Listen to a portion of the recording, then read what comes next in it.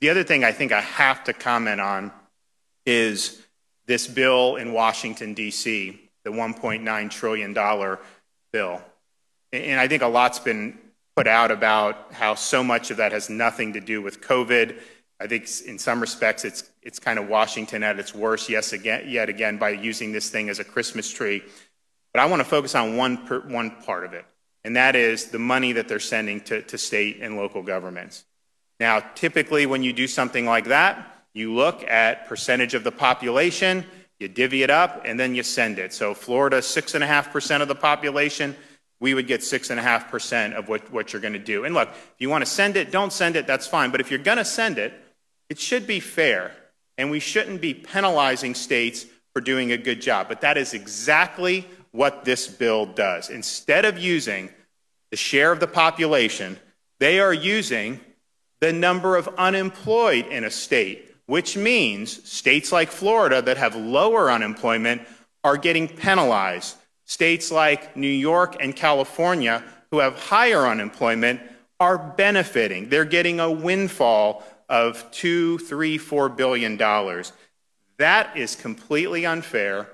How someone in Florida would vote to penalize the state of Florida and send that money to New York and New Jersey and Illinois and California, I have no idea why you would want to do that. But as it stands right now, we would get the state of Florida $1.2 billion less than we would if they just did a straight share of the population, whereas states like New York, New Jersey, Illinois, and California and Pennsylvania would get more than their share of the population.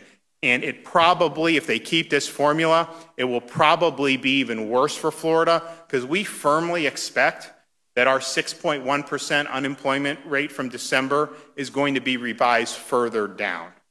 And so that will hurt us in terms of getting relief from this bill. And again, if you don't want to send anything to states, we've made decisions. We'll be able to do what we need to do. We'll figure it out.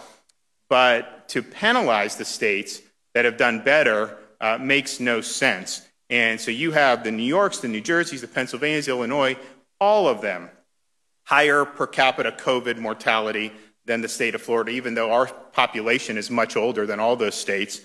And yet they also have much higher unemployment. So we're putting people to work. People are investing in Florida, one of the few places in the country where people are actually starting new ventures in. And obviously there's been an incredible migration. There's been a lot of home sales, a lot of new home starts here in the state of Florida. I saw something on the news this morning of the 10 cities that are the top destinations for people to retire. 7 out of the 10 are in the state of Florida. If you look at where all the most new starts are, places like the Villages, far and away #1, but other communities as well.